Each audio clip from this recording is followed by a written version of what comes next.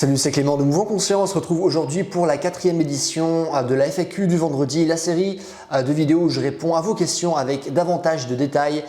Comme d'habitude, j'ai mon PC pour pouvoir répondre à vos questions, pouvoir lire vos questions et répondre. Donc si vous avez des questions auxquelles vous voulez que je réponde, n'hésitez pas à les mettre dans les commentaires de cette vidéo. J'y répondrai la semaine prochaine.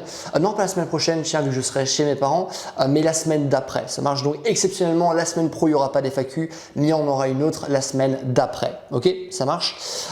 Concernant les sujets qu'on va aborder aujourd'hui, ça va être la force max, la masse musculaire et les transferts de force entre le haut du corps et le bas du corps. Ça marche. On va commencer par la première question, qui est une personne qui me dit qu'elle a des points faibles par rapport au développement de son physique, c'est-à-dire par exemple des groupes musculaires qui se développent davantage que d'autres. Et de manière générale, elle me demande comment devenir plus fort et optimiser ses entraînements pour se muscler plus rapidement.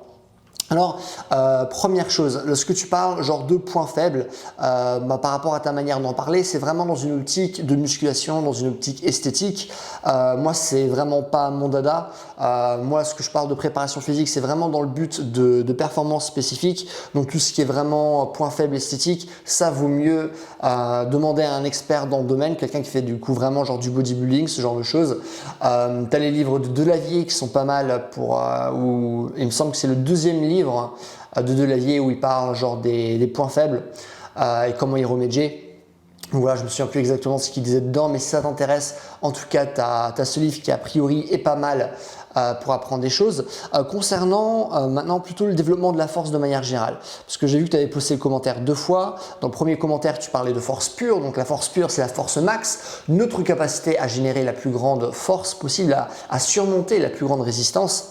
Et pour ça, de manière générale, il faut respecter la règle de Zatchersky, c'est-à-dire travailler avec la plus forte intensité possible, avec le plus de volume possible, et ce tout en étant frais, sans accumuler de fatigue.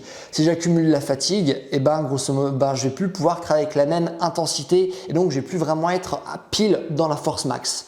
Lorsqu'on travaille dans la force max, généralement, c'est lorsqu'on va travailler avec des répétitions qui vont être égales ou inférieures à 5. Donc tout ce qui va être au-dessus, on n'est plus vraiment dans la force max et tout ce qui est en dessous, on est vraiment dans la force max. Donc à ce moment-là, il y a plein de protocoles d'entraînement qui pourraient être intéressants. Notamment un que tu pourrais tester, c'est par exemple le 5x5, c'est-à-dire faire 5 séries de 5 répétitions.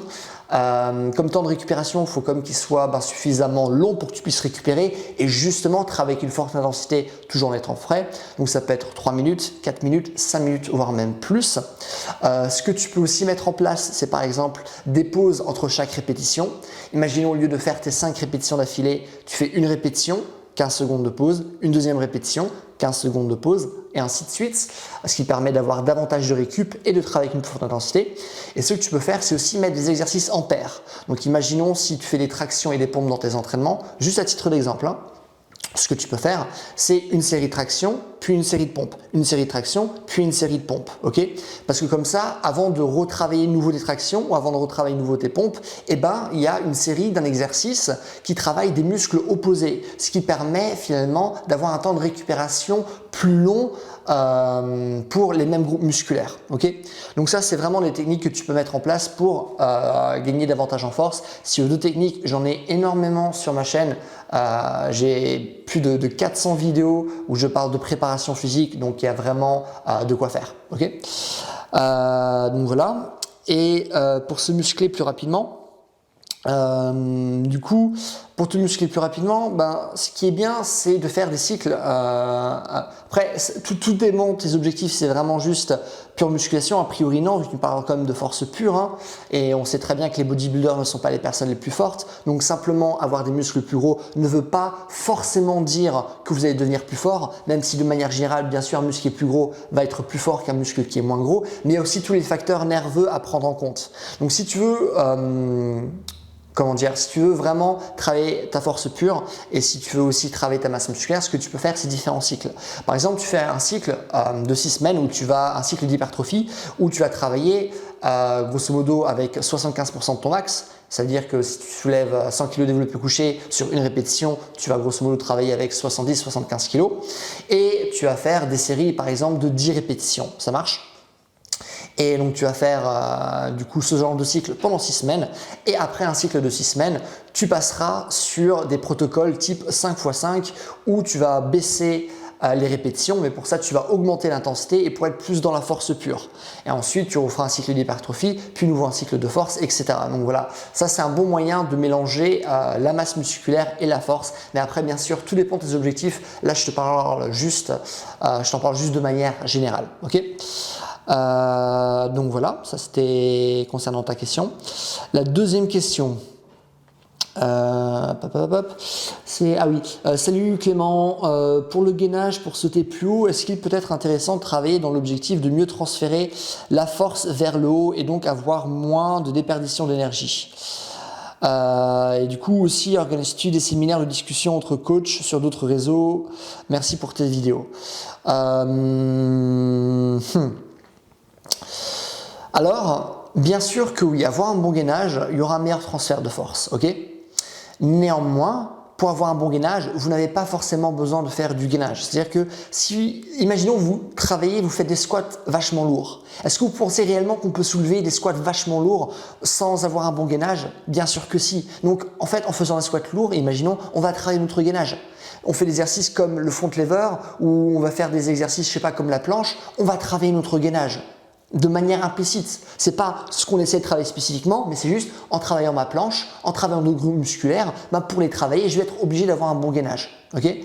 Donc bien sûr, avoir un bon gainage, c'est important pour un bon transfert de force, mais tu n'as pas besoin de le travailler spécifiquement pour avoir ce bon transfert de force. Donc à part si maintenant tu es une personne qui est sédentaire, à part si tu es une personne qui pour les besoins de son sport spécifique a besoin de gainage, ou vraiment si tu n'es pas dans ces deux cas-là, tu n'as pas vraiment de raison particulière à faire du gainage, et ton gainage traditionnel que tu auras avec tes entraînements normaux, si à condition que tes entraînements soient comme bien construits, et ben ce sera amplement suffisant pour avoir un transfert de force suffisamment bon pour faire des sauts. Ok. Donc voilà, c'est ce que j'avais à dire. Ah oui, organises-tu des séminaires de discussion entre coachs sur d'autres réseaux?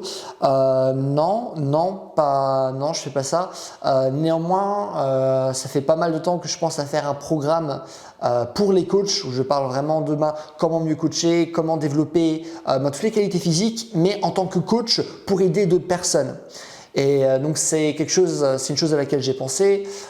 J'essaie vraiment de structurer mes pensées par rapport à ça. C'est un programme qui me prendrait vachement de temps à faire parce que je peux pas simplement, imaginons juste donner les informations comme je peux les donner d'habitude sur ma chaîne. Parce que non, maintenant si on travaille avec des coachs, faut que je parle vraiment de toutes les situations sur lesquelles on peut tomber, me donner aussi toutes les ressources scientifiques derrière, etc. Donc ça demande pas mal de travail. Donc c'est quelque chose que j'ai prévu sur le long terme, mais c'est pas quelque chose qui va sortir là incessamment sous peu.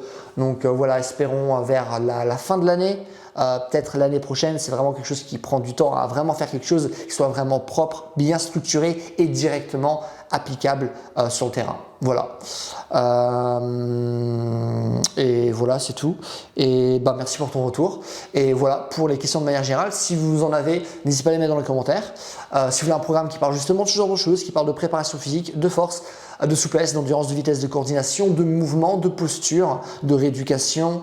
Si ça vous intéresse, n'hésitez pas à aller sur mon site, premier lien dans la description. Et voilà, c'est tout. Passez une bonne journée. Bye.